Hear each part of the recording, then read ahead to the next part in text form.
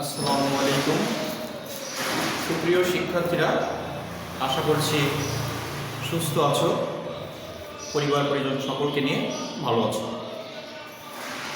আজকে আমি ইলেকট্রিক্যাল টেকনোলজির চতুর্থ পর্বের ছাত্রছাত্রীদের electrical installation planning and estimating সাবজেক্টটা নিয়ে আলোচনা করব। তো আজকের আমাদের আলোচ্য বিষয় হচ্ছে চ্যাপ্টার লেকচার 9 এর internal wiring installation. Internal wiring ইনস্টলেশনটা কি জিনিস দেখো। ইন্টারনাল বলতে আমরা কি জানি, অভ্যন্তরীণ। ওয়্যারিং ইনস্টলেশন মানে কি, স্থাপনা। ইনস্টলেশন মানে আমরা কি জানি, স্থাপনা। আর ওয়্যারিং মানে আমরা জানি তারের সুবিন্যস্ত বা সাজানো স্থাপনা। দেখো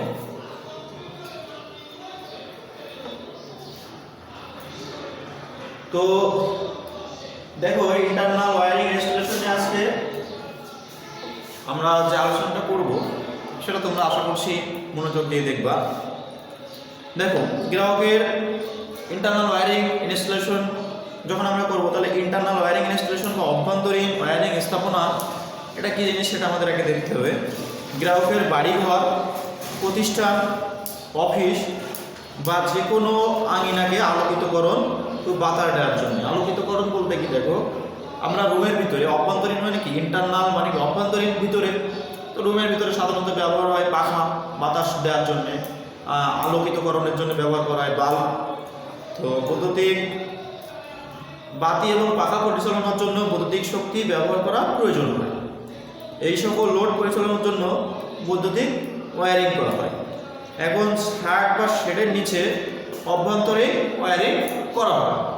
দেখো, অভ্যন্তরীণ ওয়্যারিং করার জন্য বিভিন্ন ধরনের কেবল, ফিক্সার বা ফিটিংস ব্যবহার করা হয়। তাছাড়া ক্ষেত্র ব্যবহারের উপর ভিত্তি করে বিভিন্ন ধরনের অভ্যন্তরীণ ওয়্যারিং করা হয়। দেখো, অভ্যন্তরীণ ওয়্যারিং যখন আমরা করব, তখনও আমাদের অনেকগুলো বিষয় এর উপর ভিত্তি করে অভ্যন্তরীণ ওয়্যারিং করতে হবে। যেমন অভ্যন্তরীণ ওয়্যারিংটা যখন আমরা করতেছি একটা বাসার ভিতরে বা তোমার বেডরুম, সাপোজ তোমার বেডরুমের ভিতরে যদি আমরা ওয়্যারিং করি, যে তোমার বেডের উপর দিয়ে তার যাচ্ছে, কিংবা কোনো একটা দরজা আছে, সেই দরজার উপর দিয়ে তার যাচ্ছে, কিংবা দরজায় তারগুলো ঝুলতেছে, কেমন দেখাবে না? তো আমাদের সর্বক্ষেত্রে ইলেকট্রিক্যাল কাজ করার সময় আমাদের সর্বক্ষেত্রে কিছু ফ্যাক্টর থাকে, যেগুলো আমাদের অবশ্যই বিবেচনায় আনতে হয়। তো অভ্যন্তরীণ ওয়্যারিং ক্ষেত্রে আমাদের কিছু ফ্যাক্টর বিবেচনায় আনতে হবে। সেগুলো কি, স্থায়িত্ব, আমরা যে ওয়্যারিংটা করবো সেটা কতদিন টিকবে, তার স্থায়িত্ব কতটুকু। তারপর হচ্ছে কি, নিরাপত্তা, ওয়্যারিংটা নিরাপদ কিনা। যারা এই ওয়্যারিংটা ব্যবহার করবে, বা তুমি তোমার বেডরুমের কথাই চিন্তা করো, তোমার বেডরুমে যে ওয়্যারিংটা আছে, এই ওয়্যারিংটা তোমার জন্য নিরাপদ কিনা সেটা আমাদের আগে নিশ্চিত করতে হবে। তারপরে দেখো সৌন্দর্য। ওয়্যারিং শুধু যে কাজ বেটলে হবে তা না, যদি অগোছালো মানে দৃষ্টিকটু হয় তাহলে রুমের সৌন্দর্যটা নষ্ট হবে। এই জন্য ওয়্যারিং করার সময় সৌন্দর্যের বিষয়টাও বিবেচনায় রাখতে হবে।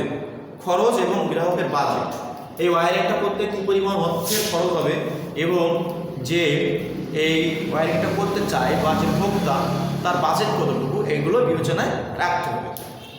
এখন দেখো, এই ওয়্যারিংগুলো নিয়ে আমরা বিশদ আলোচনা করব।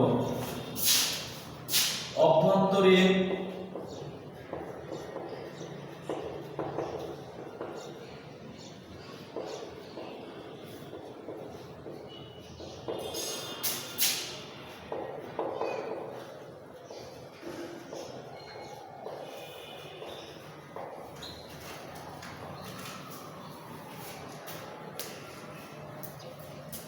অভ্যন্তরীণ ওয়্যারিং এর আলোচ্য বিষয়।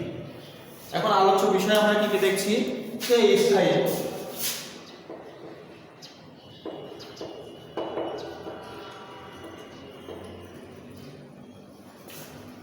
স্থায়িত্ব কি জিনিস দেখো, গ্রাহকের ওয়্যারিং এর স্থায়িত্ব বিবেচনা করে ওয়্যারিং এর ধরন বিবেচনা করা দরকার, যে তোমার ওয়্যারিংটা কতদিন দরকার এবং কতদিন তুমি ওয়্যারিংটা থেকে মানে সরবরাহ নিতে চাও বা সেবা নিতে চাও। এখন বিল্ডিংয়ের ধরন এবং ওয়্যারিংয়ের ধরন বিবেচনা করে যৌতুকযুক্ত বিবরণের মালামাল নির্ধারণ করা হয়। এখন বিল্ডিংটা কেমন তার উপরও কিন্তু যে ওয়্যারিং এর স্থায়িত্ব সেটা নির্ভর করে। কারণ তুমি ওয়্যারিং করলে অনেক দামি কন্ডুইট ব্যবহার করলে, অনেক দামি কেবল ব্যবহার করলে, কিন্তু তোমার বিল্ডিংটা যদি এমন হয় যে দুর্বল, কোনো আঘাতে ভূমিকম্পে ভেঙে পড়লো, তাহলে ওয়্যারিং কি টিকবে?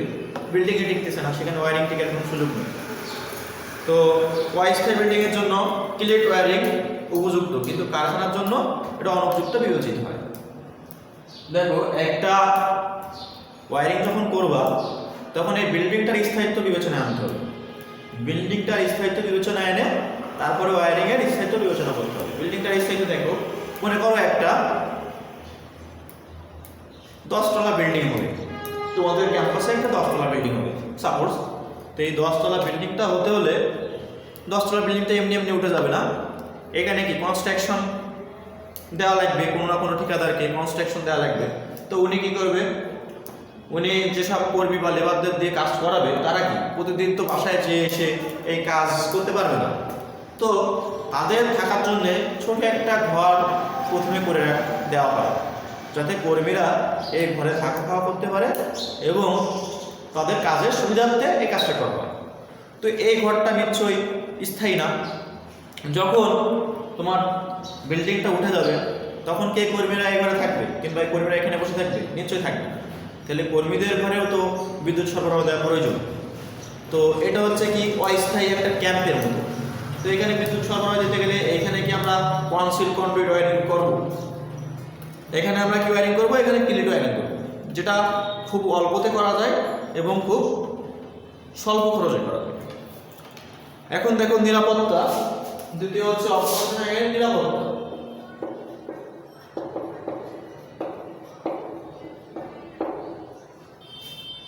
দেখো, তোমরা বিষয়গুলো অবশ্যই বই থেকে পড়বা, আমি আলোচনা করছি যাতে তোমাদের বুঝতে একটু সুবিধা হয়। নিরাপত্তা কি জিনিস? আমরা আমাদের ইঞ্জিনিয়ারিং সাইডে একটা বিষয় জানি, সেটা হচ্ছে যে সেফটি ফার্স্ট ওয়ার্ক লাস্ট।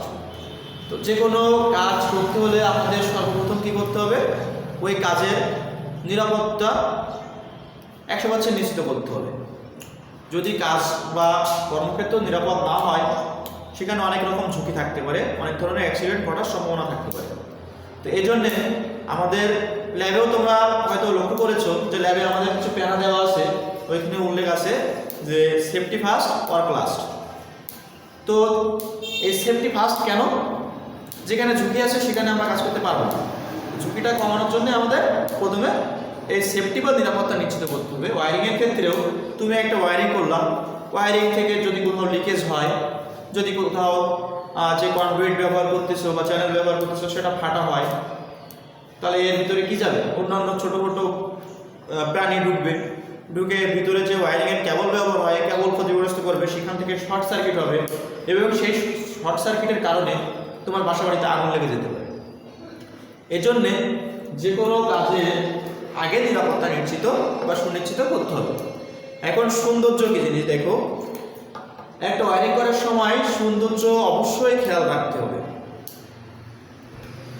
তার এমনভাবে ওয়্যারিং করতে হবে যেন ওই রুমে বা ওই অভ্যন্তরীণ যে জায়গায় আমরা ওয়্যারিংটা করবো সেখানে সৌন্দর্য নষ্ট না হয়। সুন্দর বাংলো বা বিলাসবহুল বাড়ি ঘরে যদি আমরা cleat wiring, casing wiring, battery wiring করা হয় তাহলে সৌন্দর্য নষ্ট হয়, তাই করা হয়। যদি কিলেট ওয়্যারিং করা হয় একটা সুন্দর বাংলোই, তো এখানে সৌন্দর্য অবশ্যই নষ্ট হবে। ব্যাটারি ওয়্যারিং করলেও সেটা নষ্ট হবে। এখন এক্ষেত্রে কী হয়? কনসিল কন্ডুইট ওয়্যারিং করা হয়। একটা বিলাসবহুল বাসা, সেখানে কি করা হয়? আমরা দেখছি যে একটু ভালো মানের বাসা হইলে সেখানে শুধুমাত্র সুইচ বোর্ডগুলো দেখা যায়। সুইচ বোর্ড কোথা থেকে আসছে, কেবল কোন পার্টে টানা হচ্ছে, এগুলো দেখা হয় না। তার মানে এটা হচ্ছে দেয়াল কেটে যে ওয়্যারিংটা করা হয় সেটা হচ্ছে কনসিল কন্ডুইট ওয়্যারিং। তো সৌন্দর্য বৃদ্ধির জন্য কনসিল কন্ডুইট ওয়্যারিং করা হয় ভালো বিলাসবহুল বাসা বাড়িতে। তারপর দেখো ব্যয়, এটা হচ্ছে ওয়্যারিংয়ের সবচেয়ে গুরুত্বপূর্ণ একটা ফ্যাক্টর। যে ওয়্যারিং, একটা ওয়্যারিং এক এক রকম খরচ হয়। তো আমাদের ওয়্যারিং করার আগে বিবেচনা করতে হবে যে আমাদের বাজেট কতটুকু আছে।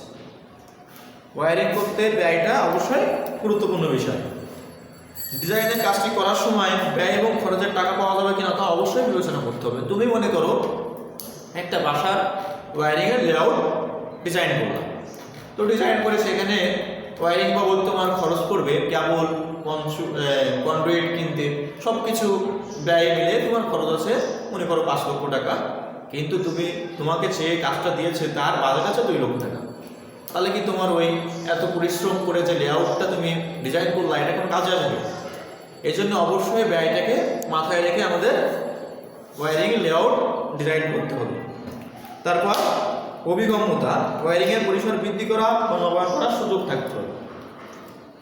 দেখো মনে করো তুমি একটা বাসায় একটা রুমের চিন্তাই করো, একটা বাল্ব বা একটা ব্যাটারি হোল্ডার ইউজ করছো। এখন এই হোল্ডারের পাশে তোমার আর একটা হোল্ডার ব্যবহার করতে হবে। পরবর্তীতে জন্য এরকম কিছু করা যায় সে সুযোগটা ওয়্যারিংয়ের সময় অবশ্যই রাখতে হবে। তারপর দেখো রক্ষণাবেক্ষণ খরচ। ওয়্যারিংয়ের আমরা যে ওয়্যারিংটা করবো সেটা রক্ষণাবেক্ষণ খরচ যেন কম হয় সেদিকে অবশ্যই খেয়াল রাখতে হবে। তাহলে কি হচ্ছে স্থায়িত্ব, নিরাপত্তা, সৌন্দর্য,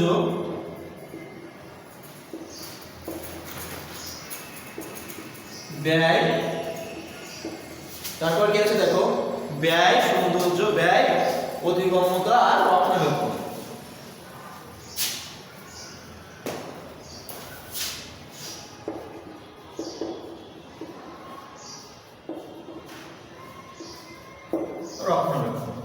তো অভ্যন্তরীণ ওয়্যারিং এর বিবেচ্য বিষয় যদি আমাদের বলা হয় যে অভ্যন্তরীণ ওয়্যারিং এর বিবেচ্য বিষয়গুলো আলোচনা করো, তাহলে তোমরা এই 5টা আলোচনা করলে মোটামুটি নাম্বার পাবে।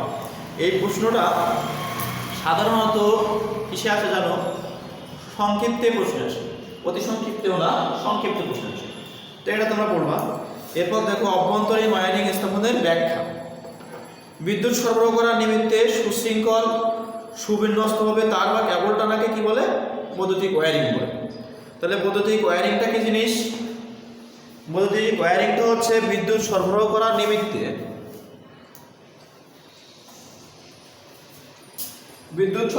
নিমিত্তে সুশৃঙ্খল ও সুবিন্যস্তভাবে তার বা কেবল টানাকে বৈদ্যুতিক ওয়্যারিং বলে। তাহলে বৈদ্যুতিক ওয়্যারিং এর সংজ্ঞা আমরা এর আগেও অনেকবার পড়ে আসছি যে বৈদ্যুতিক ওয়্যারিং কিসের 5 সেমিস্টার থেকে, যে একটা বাসায় যদি বিদ্যুৎ সরবরাহ করার প্রয়োজন হয় তো বিদ্যুৎ সরবরাহ করার নিমিত্তে তারের সুবিন্যস্ত ও সুশৃঙ্খল কেবল টানা কি বলে? বৈদ্যুতিক ওয়্যারিং বলে। বাড়ি ঘর, দোকানপাট, অফিস আদালত এরকম একটা প্রতিষ্ঠানে বিদ্যুৎ সরবরাহ করার নিমিত্তে বৈদ্যুতিক সুশৃঙ্খল ও সুবিন্যস্তভাবে তার বা কেবল টানাকে অভ্যন্তরীণ ওয়্যারিং বলে। যেসব জায়গায় অভ্যন্তরীণভাবে তার টানার পরিকল্পনা করা হয় বা তার টানা হয় বিদ্যুৎ সরবরাহ দেওয়ার লক্ষ্যে, সেটা হচ্ছে অভ্যন্তরীণ ওয়্যারিং। বাড়ির সবচেয়ে নিকটতম বৈদ্যুতিক পোল হতে বৈদ্যুতিক সাপ্লাই আসে এনার্জি মিটারে। তোমার বাড়ির সব থেকে নিকটে বা সব থেকে কাছে যে বৈদ্যুতিক টাওয়ার আছে সেখান থেকেই বা পোল আছে সেখান থেকেই তোমার বাসার বৈদ্যুতিক মিটারে বা এনার্জি মিটারে সাপ্লাই আসে। এনার্জি মিটার থেকে কিসে যায়? মেইন সুইচ থেকে আমরা এখন মেইন সুইচ এর জায়গায় সার্কিট ব্রেকারও ব্যবহার করি, আবার মেইন সুইচ ব্যবহার করি, সার্কিট ব্রেকারও ব্যবহার করি। এই সার্কিট ব্রেকার থেকে বা মেইন সুইচ থেকে যাবে কি? ডিস্ট্রিবিউশন বোর্ডে। মেইন ডিস্ট্রিবিউশন বোর্ডে সাব ডিস্ট্রিবিউশন বোর্ড এবং সাব ডিস্ট্রিবিউশন বোর্ডে সুইচ বোর্ড হতে কি করে? বিভিন্ন লোড। দেখো প্রথমে আসতেছে একটা এনার্জি মিটারে, মনে করো একটা পোল,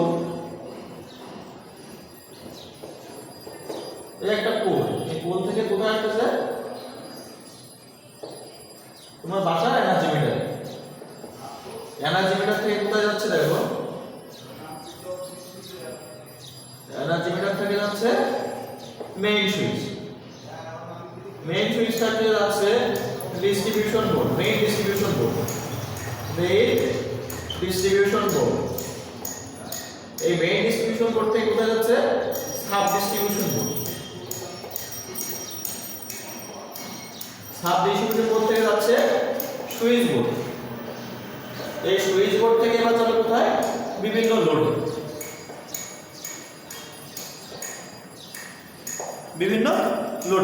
তাহলে অভ্যন্তরীণ ওয়্যারিং যেটা সেটা কিভাবে যায়? এটা হচ্ছে পোল, একটা পোল থেকে কোথায় যায়? এনার্জি মিটারে। এনার্জি মিটার থেকে যায় হচ্ছে মেইন সুইচটাকে যায় main distribution board, main distribution থেকে sub distribution board, sub distribution থেকে সুইচ বোর্ড থেকে তারপরে এবার সিলেক্ট হয় যে কোনটা কোন লোডে যাবে। তো অভ্যন্তরীণ ওয়্যারিংটা সেইভাবেই হয়। এখন দেখো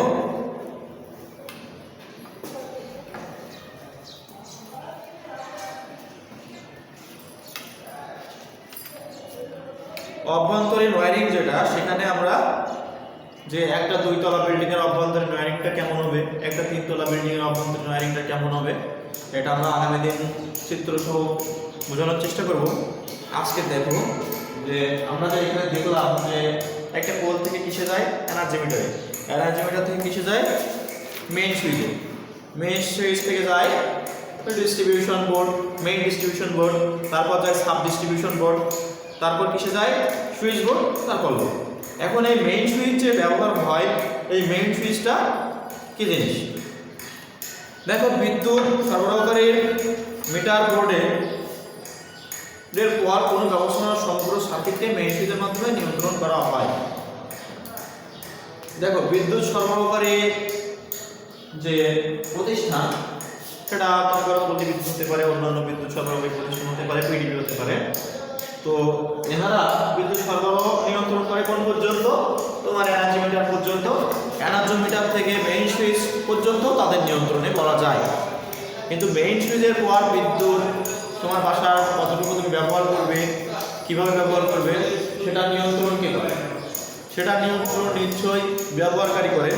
তো মেইন সুইচ হচ্ছে এমন একটি বোর্ড বা এমন একটি মিটার যা ব্যবস্থাপনা সম্পূর্ণ সার্কিটকে নিয়ন্ত্রণ করে। এই সুইচের উপর লোহার ঢাকনা থাকে, একটা মেইন সুইচের উপর কি থাকে, লোহার ঢাকনা থাকে। এগুলো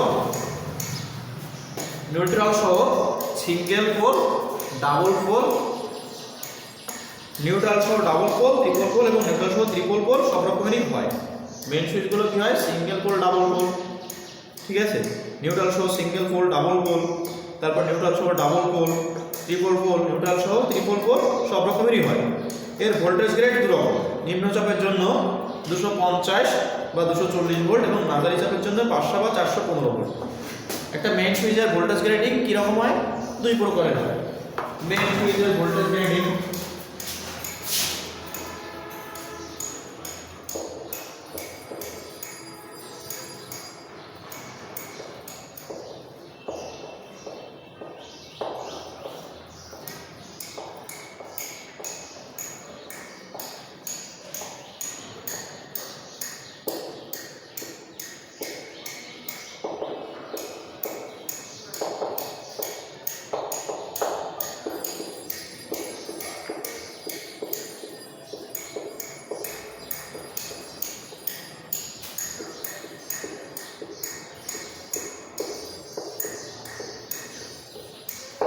একটা মেইন সুইচের যে ভোল্টেজ গ্রেডিংটা, সেটা কীরকম হয়, 2 রকমের হতে পারে।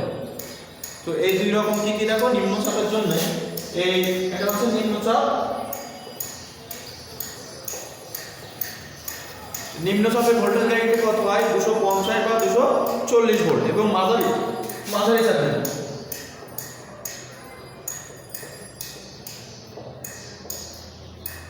চাপে ভোল্টেজ গ্রেডিংটা হয় 500 বা 415 ভোল্ট। এখন দেখো ডিপ ফিউজ, কার্ট্রিজ ফিউজ, যে কোনো ফিউজেরই মধ্যে ব্যবহার করা যেতে পারে। ফিউজের তড়িৎ প্রবাহন ক্ষমতা অনুযায়ী এর তড়িৎ পরিবহন ক্ষমতা নির্দিষ্ট করা হয়। এর হাতলটি ঢাকনার সাথে এমনভাবে লাগানো থাকে, দেখো ফিউজের কিন্তু আমরা যে মেইন সুইচ ব্যবহার করি, এখানে কিন্তু একটা কি ব্যবহার করা হয়, হাতল ব্যবহার করা হয়। এই হাতলের মাধ্যমে কি সুইচ টেনে অন অফ করা হয়। নিউট্রাল সহ সিঙ্গেল পোল এসপিএন সুইচ নিম্নচাপে, ডাবল পোল সুইচ ডিসি লাইনের মাঝারি চাপে এবং নিউট্রাল সহ ডাবল পোল সুইচ 3 তারের ডিসি সাপ্লাইতে, ট্রিপল পোল এবং ট্রিপল সুইচ 3 ফেজ 4 ওয়্যারে এসি সাপ্লাই ব্যবহার করা হয়। এখন দেখো তোমরা বইতে দেখবা যে সিঙ্গেল পোল একটা মেইন সুইচ এবং ডাবল পোল একটা মেইন সুইচ দেওয়া আছে।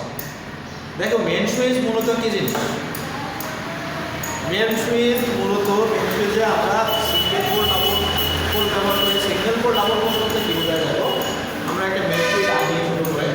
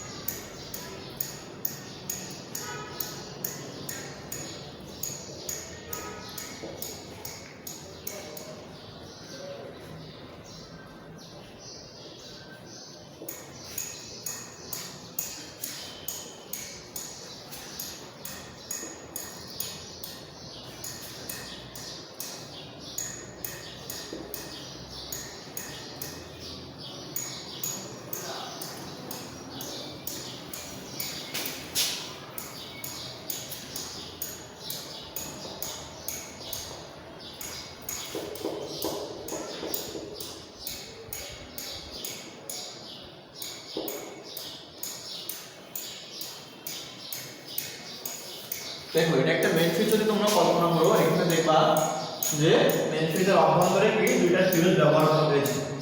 এখানে আমরা একটা ডাবল কোর মেইন সুইচ ব্যবহার করছি, যেখানে নিউট্রাল এবং ফেজ দুটাকে আমরা মেইন সুইচের মাধ্যমে সরবরাহ করছি। এখন দেখো এই মেইন সুইচ এর ভিতরে যে দুইটা ফিউজ ব্যবহার করা হয়, এই ফিউজ জিনিসটা কি জিনিস? ফিউজ হচ্ছে নিম্ন গলনাঙ্ক বিশিষ্ট একটা তার। এই যে তারটা হচ্ছে এখান থেকে এটা কানেকশন দেওয়া আছে, দেখো নিম্ন গলনাঙ্ক বিশিষ্ট একটা তার।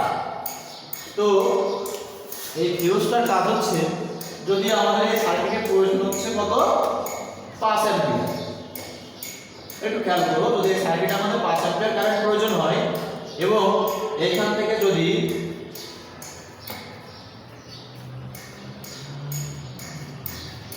এখান থেকে যদি 5 অ্যাম্পিয়ারের বেশি কারেন্ট প্রবাহিত হয়, তখন এই ফিউজের তার, এই তারটা কি জিনিস? খুব নিম্ন গলনাঙ্ক বিশিষ্ট তার। এই তারটা তখন পুড়ে যায়, এই ফিউজকে সরবরাহ থেকে বিচ্ছিন্ন করে দেয়, সার্কিটটাকে রক্ষা করে। তাহলে ফিউজ কি জিনিস? একটা রক্ষণ যন্ত্র। মেইন সুইচটা একটা রক্ষণ যন্ত্র, যাতে আমাদের বাসা বাড়ির ভিতরে অভ্যন্তরে কোনো ক্ষতি, শর্ট সার্কিটের কারণে কোনো ধরনের ক্ষতি না হয়, এই জন্যে এই মেইন সুইচ ব্যবহার করা হয়। এখন দেখো একটি 15 বা 16 অ্যাম্পিয়ার টাম্বলার সুইচ গরম তারে বসানো হয় শুধু ওই তারে তড়িৎ প্রবাহ নিয়ন্ত্রণ করার জন্য। এখন এই কারেন্ট প্রবাহের উপর ভিত্তি করে, মূলত এখানে যে কথাটা আছে সেটা হচ্ছে কারেন্ট প্রবাহের উপর ভিত্তি করে এই ফিউজে ব্যবহার করা হয়। এখন দেখো ডিস্ট্রিবিউশন বোর্ড। ডিস্ট্রিবিউশন বোর্ডের কাজ কি? ওয়্যারিং এর লোডকে বিভিন্ন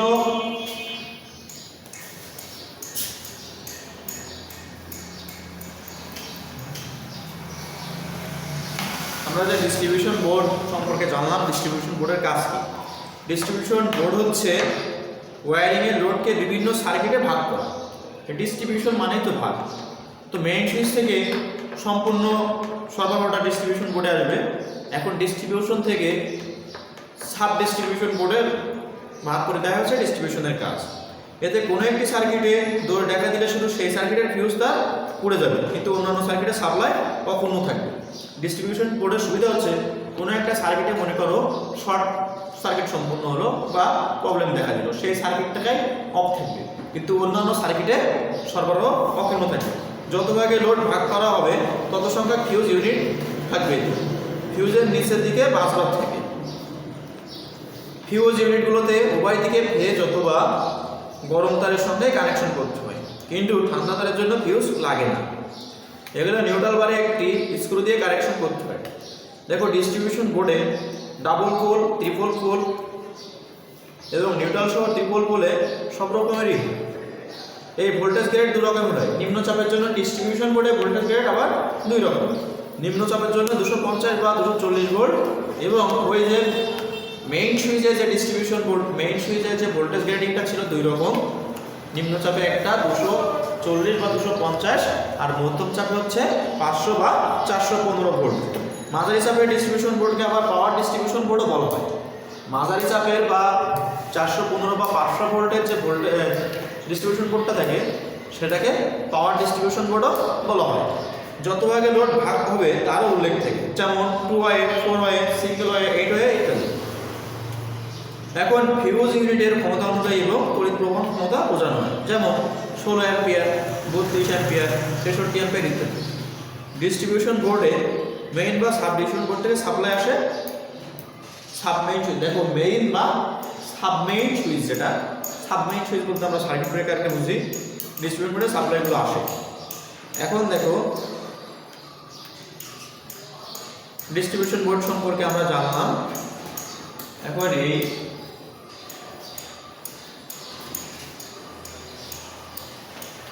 এই অধ্যায়ে দেখো বইতে তোমরা পাবে যে আইসোলেটর কি জিনিস। আইসোলেটর যান্ত্রিক পদ্ধতিতে চালিত এমন একটি সুইচ যাকে কিনা লোডে অথবা অতি নগণ্য কারেন্টে অন বা অফ করা যায়, একে আগুন বসানোর কোনো ব্যবস্থা থাকে না।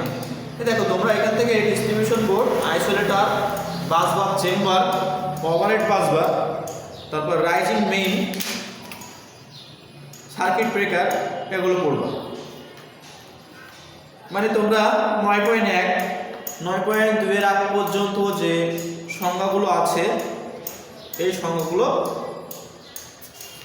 পড়বা। আমরা আগামী দিন ইনশাল্লাহ প্রধান অভ্যন্তরীণ ওয়ারিংয়ের বর্ণনাটা করব এবং এই অভ্যন্তরীণ ওয়ারিংগুলো কী কী, channel wiring, batten wiring, conduit wiring, conceal conduit wiring, surface wiring, cleat wiring, এই ওয়ারিং সম্পর্কে আলাদা আলাদাভাবে বিশদ আলোচনা করব, কিংবা আলাদা আলাদাভাবে এই ওয়ারিংগুলো কী সেগুলো আমরা জানব।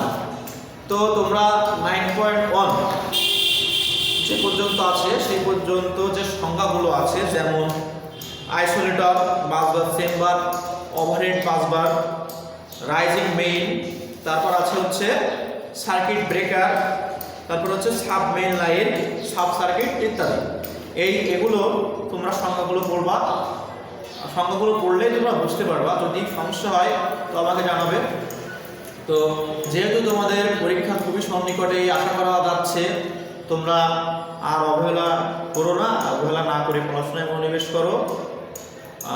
যেহেতু চতুর্থ পর্বে তোমাদের বোর্ড পরীক্ষা ফার্স্ট টাইম, তোমাদের কিন্তু অনেকেই এই সেমিস্টারে অবহেলার কারণে কিংবা প্রথম সেমিস্টারের মতো করে পড়াশোনার কারণে মনে করে যে হ্যাঁ এখানেও পার হয়ে যাবে, কিন্তু প্রথম আর চতুর্থ এক না। বোর্ডের পরীক্ষা আর কলেজের পরীক্ষা এক না।